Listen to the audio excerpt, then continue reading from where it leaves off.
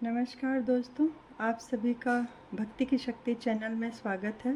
शिव पुराण की श्रृंखला में कल हमने छठे दिन की कथा सुनी और आज हम श्री हरि को सृष्टि की रक्षा का भार एवं शिव पूजन की विधि, आवाहन मंत्र और उन स्वयंभू मनु और शत्रुपा की कहानी को सुनेंगे। उनकी दक्ष कन्याओं की संतानों का वर्णन, सती और शिव की महत्व का प्रतिपादन, ये सब आज की कथा में सुनेंगे। तो चलिए चलते हैं, शिव पुराण की कथा को सुनते हैं। हमारे साथ आप सभी लोग बने रहें।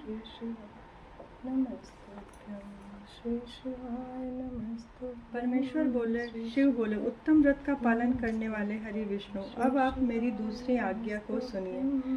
उनका पालन करने से आप सदा समस्त लोकों में माननीय और पूजनीय बने रहेंगे। ब्रह्मा जी के द्वारा रचे गए लोक में जब कोई दुख या संकट उत्पन्न हो, तब आप संपूर्ण दुखों का नाश करने के लिए सदा तत्पर रहना। आपके संपूर्ण दुष्ट कार्यों में मैं आपकी सहायता करूंगा।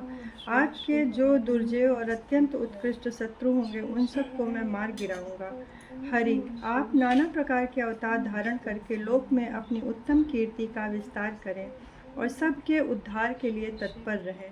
आप रुद्र के ध्येय हो और रुद्र आपके ध्येय हैं। आप में और रुद्र में कुछ भी अंतर नहीं है। जो मनुष्य रुद्र का भक्त होकर आपकी निंदा करेगा, उसका सारा पुण्य तत्काल भस्म हो जाएगा। पुरुषोत्तम विष्णु, आपसे द्वेष के करने के कारण मेरी आज्ञा से उसको नरक में गिरना पड़ेगा। यह बात सत्य है, सत्य है, इसमें संशय नहीं है। तुम लोग इस लोक के मनुष्यों के लिए विशेषतः भोग और मोक्ष प्रदान करने वाले और भक्तों के ध्येय तथा पूज्य होकर प्राणियों का निग्रह और अनुग्रह करो। ऐसा कहकर भगवान शिव ने मेरा हाथ पकड़ लिया और श्री विष्णु को सौंपकर उनसे कहा कि तुम संकट के समय सदा इनकी सहायता करते रहना, सबके अध्यक्ष होकर सभी को भोग और मोक्ष प्रदान करना, सर्वदा समस्त कामनाओं का साधक एवं सर्वश्रेष्ठ बने रहना। जो आपकी शरण में आ गया वह निश्चय ही मेरी शरण में आ गया। जो मुझ में और तुम में अंतर समझता है वह अवश्य नरक में गिरता है। ब्रह्मा जी कहते हैं, देवर्षि, भगवान शिव का यह वचन सुनकर मेरे साथ भगवान विष्णु ने सबको वश में करने वाले विश्वनाथ को प्रणाम करके मंद स्वर में कहा। श्री विष्णु बोले, करुणा सिंधु जगन्नाथ शंकर, मेरी यह बात सुनिए। मैं आपकी आज्ञा के अधीन रहकर यह सब कुछ करूँगा। स्वामीन, जो मेरा भक्त होकर आपकी निंदा करेगा, उसे आप निश्चय ही नरकवास प्रदान करें।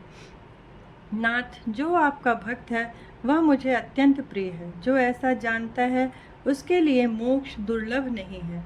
श्री हरि का यह कथन सुनकर दुखहारी हर ने उनकी बात का अनुमोदन किया और नाना प्रकार के धर्मों का उपदेश देकर हम दोनों के हित की इच्छा से हमें अनेक प्रकार के वर दिए। इसके बाद भक्त वत्सल भगवान शंभु कृपा पूर्वक हमारी ओर देखकर हम दोनों के देखते देखते सहसा वहीं अंतर्ध्यान हो गए। तभी से इस लोक में लिंग पूजा का विधान चालू हुआ। लिंग में प्रतिष्ठित भगवान शिव भोग और मोक्ष देने वाले हैं। शिवलिंग की जो वेदी या अर्घा है वह महादेवी का स्वरूप है और लिंग साक्षात महेश्वर का लय का अधिष्ठान होने के कारण भगवान शिव को लिंग कहा गया है, क्योंकि उन्हीं में निखिल जगत का लय होता है। महामुनि, जो शिवलिंग के समीप कोई कार्य करता है उसके पुण्य फल का वर्णन करने की शक्ति मुझ में नहीं है। अध्याय 10। शिव पूजन की सर्वोत्तम विधि का वर्णन। ब्रह्मा जी कहते हैं, अब मैं पूजा की सर्वोत्तम विधि बता रहा हूँ जो समस्त अभीष्ट सुखों को सुलभ कराने वाली होती है। देवताओं तथा ऋषियों, आप ध्यान देकर सुनो। उपासक को चाहिए कि वह ब्राह्म मुहूर्त में उस शयन से उठकर जगदम्बा पार्वती सहित भगवान शिव का स्मरण करे तथा हाथ जोड़कर मस्तक झुकाकर भक्ति पूर्वक उनसे प्रार्थना करे। देवेश्वर उठिए, उठिए, मेरे हृदय मंदिर में शयन करने वाले देवता उठिए, उमाकांत उठिए और ब्रह्मांड में सबका मंगल कीजिए। मैं धर्म को जानता हूँ किंतु मेरे उसमें प्रवृत्ति नहीं है, अतः मैं अधर्म को जानता हूँ परंतु मैं उससे दूर नहीं हो पाता। महादेव, आप मेरे हृदय में स्थित होकर मुझ जैसी प्रेरणा देते हैं, वैसा ही मैं करता हूँ। इस प्रकार भक्ति पूर्वक और गुरुदेव की चरण पादुकाओं का स्मरण करके गांव से बाहर दक्षिण दिशा में मलमूत्र त्याग करने के लिए अगर मिट्टी और जल से धोने के बाद शरीर की शुद्धि करें और हाथों और पैरों को धोकर दतून करें। सूर्योदय होने से पहले ही दतून करके मुंह को 16 बार जल की अंजलियों से धोएं। देवताओं तथा ऋषियों, षष्ठी, प्रतिपदा, अमावस्या और नौमी तिथियों और रविवार के दिन शिव भक्तों को यत्नपूर्वक दतून को त्याग देना चाहिए। अवकाश के अनुसार नदी आदि में जाकर घर से भली भांति स्नान करें। मनुष्य को देश काल के विरुद्ध स्नान नहीं करना चाहिए। रविवार, श्राद्ध, संक्रांति, ग्रहण, महादान, तीर्थ, उपवास दिवस अथवा अशौच प्राप्त होने पर मनुष्य गर्म जल से स्नान न करे। शिव भक्त मनुष्य तीर्थ आदि में प्रवाह के सम्मुख होकर स्नान करे। जो नहाने के पहले तेल लगाना चाहे उसे विहित एवं निषिद्ध दिनों का विचार करके ही तैलाभ्यंग करना चाहिए। जो प्रतिदिन नियम पूर्वक तेल लगाता हो उसके लिए किसी दिन भी तैलाभ्यंग दूषित नहीं है, अथवा जो तेल इत्र आदि से वासित हो उसका लगाना किसी दिन भी दूषित नहीं है। सरसों का तेल ग्रहण को छोड़कर दूसरे किसी दिन भी दूषित नहीं होता। इस तरह देश काल का विचार करके ही विधि पूर्वक स्नान करके अपने मुख को उत्तर एवं पूर्व की ओर रखना चाहिए। शुद्ध आसन में जाकर वहाँ सुंदर आसन की व्यवस्था करें। वह आसन विशुद्ध काष्ठ का बना हुआ, पूरा फैला हुआ तथा विचित्र होना चाहिए। ऐसा आसन संपूर्ण अभिष्ट तथा फलों को देने वाला होता है। उसके ऊपर बिछाने के लिए यथा योग मृग चर्म आदि ग्रहण करें। शुद्ध बुद्धि वाला पुरुष उस आसन पर बैठकर भस्म से त्रिपुंड लगाए। त्रिपुंड से जप, तप तथा दान सफल होता है। भस्म के अभाव में त्रिपुंड का साधन जल आदि बताया गया है। इस तरह त्रिपुंड करके मनुष्य रुद्राक्ष धारण कर अपने नित्य कर्म का संपादन करके फिर शिव की आराधना करे। तत्पश्चात 3 बार मंत्रोच्चारण पूर्वक आचमन करे। फिर वहाँ शिव की पूजा के लिए अन्न और जल लाकर रखे। दूसरी कोई भी जो वस्तु आवश्यक है उसे यथाशक्ति जुटाकर अपने पास रखे। इस प्रकार पूजन सामग्री संग्रह करके धैर्य पूर्वक स्थिर भाव से बैठे। फिर जल, गंध, अक्षत युक्त एवं अर्घ्य पात्र लेकर उसे दाहिने भाग में रखे। उससे उपचार की सिद्धि होती है। फिर गुरु का स्मरण करके उनकी आज्ञा लेकर विधिवत संकल्प करके अपनी कामना को अलग न रखते हुए पराभक्ति से सपरिवार शिव का पूजन करें। एक मुद्रा दिखाकर सिंदूर आदि उपचारों द्वारा सिद्धि बुद्धि सहित विघ्नहारी गणेश का पूजन करें। लक्ष्य और लाभ से युक्त गणेश जी का पूजन करके उनके नाम के आदि में प्रणव तथा अंत में नमः जोड़कर नाम के साथ चतुर्थी विभक्ति का प्रयोग करते हुए नमस्कार करते हैं। ओम गणपतये नमः। ओम लक्षणाभयुताय सिद्ध बुद्धि सहिताय गणपतये नमः। तदंतर उनसे क्षमा प्रार्थना करके कार्तिकेय सहित गणेश जी का पराभक्ति से पूजन करके उन्हें बारंबार नमस्कार करें। तत्पश्चात द्वार पर खड़े रहने वाले द्वारपाल महोदय का पूजन करें। सती साध्वी गिरिराज नंदिनी उमा की पूजा करें। चंदन, कुमकुम, धूप, दीप आदि से अनेक उपचारों तथा नाना प्रकार के नैवेद्यों से शिव का पूजन करें। उसके नमस्कार करने के पश्चात साधक शिव जी के समीप जाए। यथासंभव अपने घर में मिट्टी, सोना, चांदी, धातु या अन्य पारे आदि की शिव प्रतिमा बनाए और उसे नमस्कार करके भक्ति परायण हो उसकी पूजा करें। उनकी पूजा हो जाने पर सभी देवता पूजित हो जाते हैं। मिट्टी का शिवलिंग बनाकर विधि पूर्वक उसकी स्थापना करें। अपने घर में रहने वाले लोगों को स्थापना संबंधी सभी नियमों का सर्वथा पालन करना चाहिए। भूत शुद्धि एवं मातृका न्यास करके प्राण प्रतिष्ठा करें। तदंतर वहाँ दीप निवेदन करके गुरु को नमस्कार करें और पद्मासन या भद्रासन बांध कर बैठे अथवा उत्तानासन या पर्यंकासन का आश्रय लेकर सुखपूर्वक बैठे और पुनः पूजन का प्रयोग करें। फिर अर्घ्य पात्र से उत्तम शिवलिंग का प्रक्षालन करके मन को भगवान शिव से अन्यत्र न ले जाकर पूजा सामग्री को अपने पास रखकर निम्नांकित मंत्रों से समूह से महादेव जी का आवाहन करें। आवाहन। कैलाश शिखरस्थं च पार्वतीपति मुत्तमं यथोक्तरूपिणं शम्भो निर्गुणं गुरुरूपिणं पंचवक्त्रं दशभुजं त्रिनेत्रं वृषभध्वजं कर्पूरगौरं दिव्यांगं चंद्रमौलिं कपर्दिनं व्याघ्रचर्मोत्तरीयं च गजचर्माम्बरं शुभं वासुक्यादि परितांगपिनाकद्याय धानिवितं सिद्धियो अष्टौ च यशाग्ने नृत्यनिः निरन्तरं जय जयेति शब्दस्य सेवितं भक्तपुञ्जकेः तेजसा दुस्सहनैव दुर्लक्ष्यं देवसेवितं शरण्यं सर्वसन्त्वानं प्रसन्नमुखपङ्कजं वैदे शास्त्रे अर्थगीतं विष्णुब्रह्मनुतं सदा भक्तवत्सलमानन्दं शिवमावहयाम्यहम्।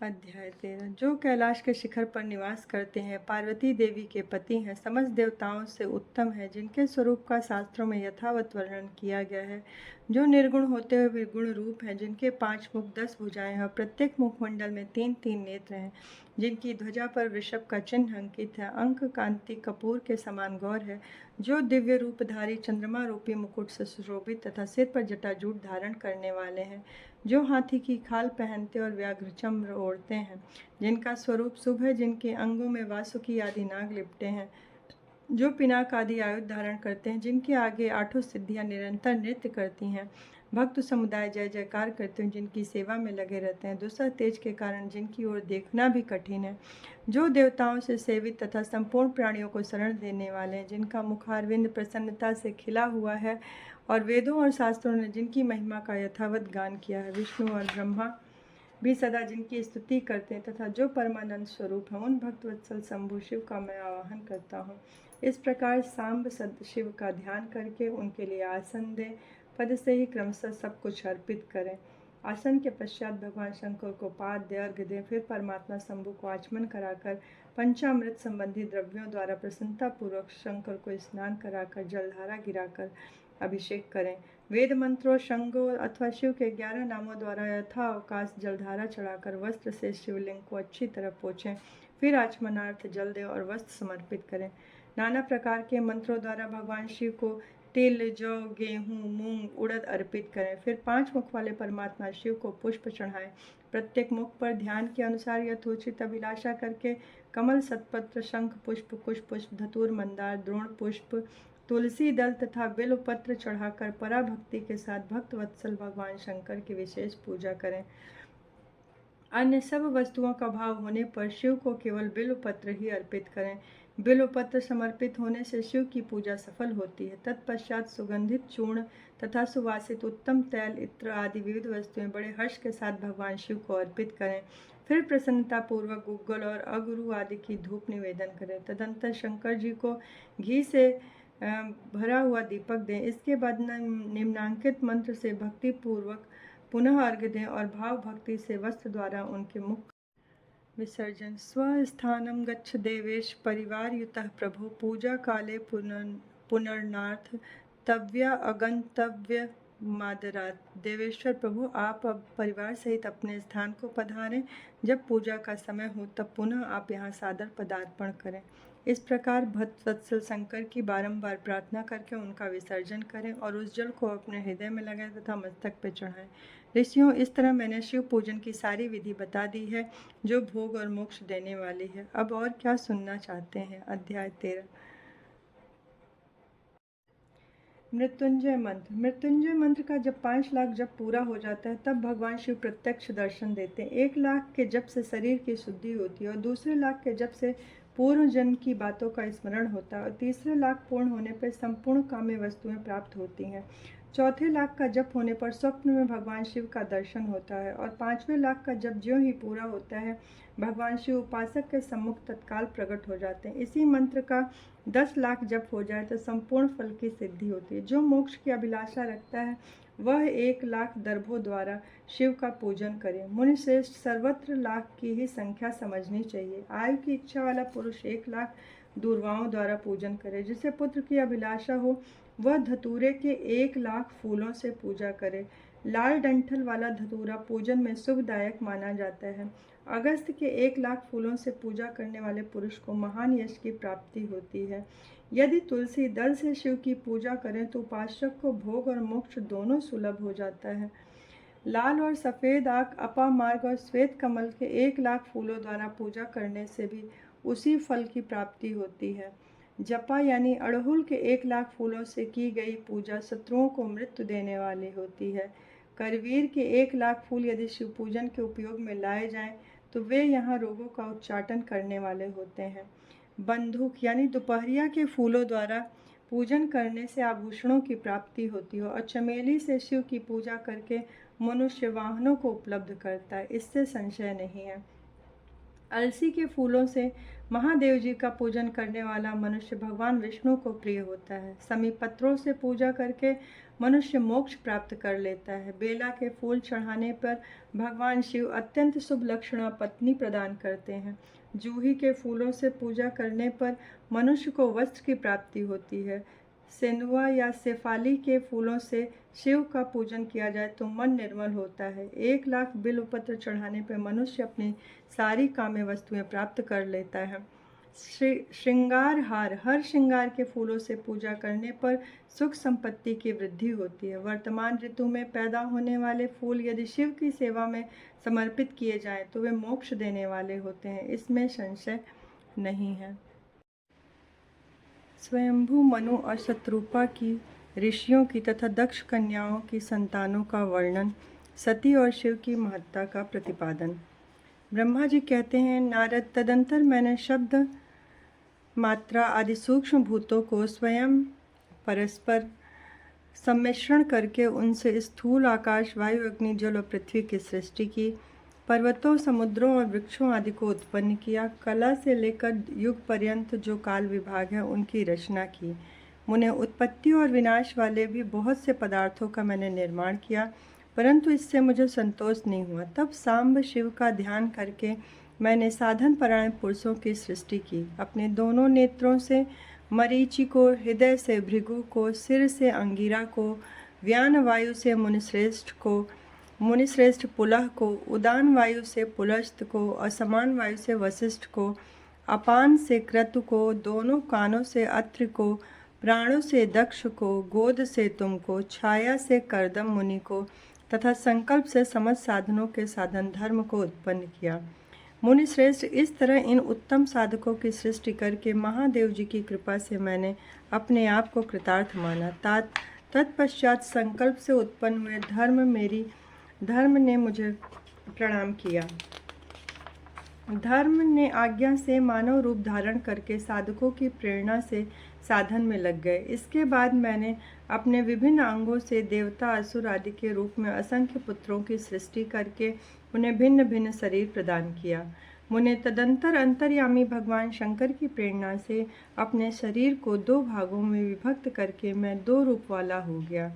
नारद, आधे शरीर से मैं स्त्री हो गया और आधे पुरुष। उस पुरुष ने उस स्त्री के गर्भ से सर्व साधन समर्थ उत्तम जोड़े को उत्पन्न किया। उस जोड़े में जो पुरुष था वही स्वयंभू मनु के नाम से प्रसिद्ध हुए और स्वयंभू मनु उच्च कोटि के साधक हुए तथा जो स्त्री हुई वह शत्रुपा कहलाई। वह योगिनी एवं तपस्विनी हुई। तात मनु से वैवाहिक विधि से अत्यंत सुंदरी शत्रुपा का पाणी ग्रहण किया और उनसे वे मैथुनजनित सृष्टि उत्पन्न करने लगे। उन्होंने शत्रुपा से प्रियव्रत और उत्तानपाद नाम के 2 पुत्र और 3 कन्याएं उत्पन्न की।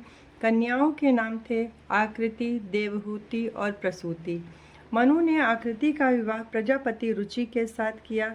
मजली पुत्री देवहूति कदर्म को ब्याह दी और उत्तानपाद की सबसे छोटी बहन प्रसूति प्रजापति दक्ष को दे दी। उनकी संतान परंपराओं से समस्त चराचर जगत व्याप्त है। रुचि से आकृति की गर्भ से यज्ञ और दक्षिणा नामक स्त्री पुरुष का जोड़ा उत्पन्न हुआ। यज्ञ के दक्षिणा से 12 पुत्र हुए। मुनि कदम द्वारा देवहूति के गर्भ से बहुत सी पुत्रियां उत्पन्न हुई। दक्ष के प्रसूति से 24 कन्याएं हुई। उनमें से श्रद्धा आदि 13 कन्याओं का विवाह दक्ष ने धर्म के साथ कर दिया। मुनीश्वर, धर्म की उन पत्नियों के नाम सुनो। श्रद्धा, लक्ष्मी, धृति, तुष्टि, पुष्टि, मेधा, क्रिया, बुद्धि, लज्जा, वसु, शांति, सिद्धि और कीर्ति, ये सब 13 हैं। इनमें से छोटी जो शेष 11 सुलोचना कन्याएं थीं उनके नाम इस प्रकार हैं: ख्याति, सती, संभूति, स्मृति, प्रीति, क्षमा, सन्नति, अनुसूया, ऊर्जा, स्वाहा तथा स्वधा। भृगु, शिव, मरीचि, अंगिरा, मुनि, पुलस्त, पुलह, मुनिश्रेष्ठ, क्रतु, अत्र, वशिष्ठ, अग्नि और पितरों ने क्रमशः इन ख्याति आदि कन्याओं का पाणी ग्रहण किया। भृगु आदि मुनिश्रेष्ठ साधक हैं। इनकी संतानों से चराचर प्राणियों सहित सारी त्रिलोकी भरी हुई है। तात महादेव जी की आज्ञा से ही मुझ में सृष्टि रचने की इच्छा हुई है। जब मैं सृष्टि की इच्छा से चिंतन करने लगा, उस समय पहले मुझ में अनजान में ही पापपूर्ण तमोगुणी सृष्टि का प्रादुर्भाव हो, जिसे अविद्या पंचक कहते हैं। तदंतर प्रसन्न चित्त होकर शंभु की आज्ञा से मैं पुनः अनासक्त भाव से सृष्टि का चिंतन करने लगा। उस समय मेरे द्वारा स्थावर संज्ञक वृक्ष आदि की सृष्टि हुई, जिसे मुख्य सर्ग कहते हैं। उसे देखकर वह अपने लिए पुरुषार्थ का साधक नहीं, यह जानकर सृष्टि की इच्छा वाले मुझ ब्रह्मा से दूसरा सर्ग प्रकट हुआ, जो दुख से भरा हुआ है। उसका नाम है तिर्यक श्रोता। वह सर्ग भी पुरुषार्थ का साधक नहीं था, उसे भी पुरुषार्थ साधन की शक्ति से रहित जान जब मैं पुनः सृष्टि का चिंतन करने लगा, तब मुझसे शीघ्र ही तीसरे सात्विक सर्ग का प्रादुर्भाव हुआ, जिसे ऊर्ध्व श्रोता कहते हैं। यह देव सर्ग के नाम से विख्यात हुआ। देव सर्ग सत्यवादी तथा अत्यंत सुखदायक है। उसे भी पुरुषार्थ साधन की रुचि एवं अधिकार से रहित मानकर मैंने अन्य सर्ग के लिए अपने स्वामी श्री शिव का चिंतन आरंभ किया। तब भगवान शंकर की आज्ञा से एक रजोगुणी सृष्टि का प्रादुर्भाव हुआ, जिसे अर्वाक्र श्रोता कहा गया है। इस सर्ग के प्राणी मनुष्य हैं, जो पुरुषार्थ साधन के उच्च अधिकारी हैं। तदंतर महादेव जी की आज्ञा से भूत आदि की सृष्टि हुई। इस प्रकार मैंने 5 तरह की वैकृत सृष्टि का वर्णन किया है। इनके सिवा 3 प्राकृत सर्ग भी कहे गए हैं, जो मुझ ब्रह्मा के सानिध्य से प्रकृति से ही प्रकट हुए हैं। इनमें पहला महतत्व का सर्ग है, दूसरा सूक्ष्म भूतों का तन्मात्राओं का सर्ग है और तीसरा वैकारिक सर्ग है। इस तरह ये 3 प्राकृत सर्ग हैं। प्राकृत और वैकृत दोनों प्रकार के सर्गों को मिलाने से 8 सर्ग होते हैं। इनके सिवा 9वां कौमार्ग सर्ग है, जो प्राकृत और वैकृत भी है। इन सब के अवान्तर भेद का मैं वर्णन नहीं कर सकता, क्योंकि इसका उपयोग बहुत थोड़ा है। इसी का दूसरा नाम कौमार सर्ग है, जिसमें सनक सनंदन आदि कुमारों की महत्वपूर्ण सृष्टि हुई है। सनक आदि मेरे 4 मानस पुत्र हैं, जो मुझ ब्रह्मा के ही समान है। वे महान वैराग्य से संपन्न तथा उत्तम व्रत का पालन करने वाले हुए। उनका मन सदा भगवान शिव के चित्त में ही लगा रहता है। वे संसार से विमुख एवं ज्ञानी हैं। उन्होंने मेरे आदेश देने पर ही सृष्टि के कार्य में मन नहीं लगाया। मुनि श्रेष्ठ नारद, सनकादिक कुमारों के दिए हुए नकारात्मक उत्तर को सुनकर मैंने बड़ा भयंकर क्रोध प्रकट किया। उस समय मुझ पर मोह छा गया। मैं उस अवसर पर मैंने मन ही मन भगवान विष्णु का स्मरण किया। वे शीघ्र ही आ गए और उन्होंने समझाते हुए मुझसे कहा कि तुम भगवान शिव की प्रसन्नता के लिए तपस्या करो। मुनि श्रेष्ठ श्रीहरि ने जब मुझे ऐसी शिक्षा दी, तब मैंने महाघोर एवं उत्कृष्ट तप करने लगा। सृष्टि के लिए तपस्या करते हुए मेरी दोनों भौहों और नासिका के मध्य भाग से, जो उनका अपना ही अविमुक्त नामक स्थान है, महेश्वर की 3 मूर्तियों में से अन्यतम पूर्णांश सर्वेश्वर एवं दया सागर भगवान शिव अर्धनारीश्वर रूप में प्रकट हुए, जो जन्म से रहित तेज की राशि, सर्वज्ञ तथा सर्वश्रेष्ठा हैं। उन नील लोहित नामधारी साक्षात उमा वल्लभ शंकर को सामने देख बड़ी भक्ति से मस्तक झुका उनकी स्तुति करके मैं बड़ा प्रसन्न हुआ और उन देवेश्वर से बोला, प्रभो आप भांति भांति के जीवों की सृष्टि कीजिए। मेरी यह बात सुनकर देवाधिदेव महेश्वर रुद्र ने अपने ही समान बहुत से रुद्रगणों की सृष्टि की। तब मैंने अपने स्वामी महेश्वर महारुद्र से फिर कहा, देव आप ऐसे जीवों की सृष्टि कीजिए जो जन्म और मृत्यु के भय से युक्त हों। मुनि श्रेष्ठ, मेरी ऐसी बात सुनकर करुणा सागर महादेव जी हंस पड़े और तत्काल इस प्रकार बोले, विधाता, मैं जन्म और मृत्यु के भय से युक्त अशोभन जीवों की सृष्टि नहीं करूंगा, क्योंकि वे कर्मों के अधीन हो दुख के समुद्र में डूबे रहेंगे। मैं तो दुख के सागर में डूबे हुए उन जीवों का उद्धार मात्र करूंगा। गुरु का स्वरूप धारण करके उत्तम ज्ञान प्रदान करके उन सबको संसार सागर से पार करूंगा। प्रजापति, दुख में डूबे हुए सारे जीव की सृष्टि तो तुम ही करो। मेरी आज्ञा से इस कार्य में प्रवृत्त होने के कारण तुम्हें माया नहीं बांध सकेगी। मुझसे ऐसा कहकर श्रीमान भगवान नील लोहित महादेव मेरे देखते देखते अपने पार्षदों के साथ वहां से तत्काल तिरोहित हो गए। अध्याय। आज की कथा में आपने सृष्टि की रचना और महामृत्युंजय मंत्र का लाभ सुना है। कल हम सुनेंगे सती संध्या की तपस्या और भगवान सती दक्ष के घर में सती का अवतरण।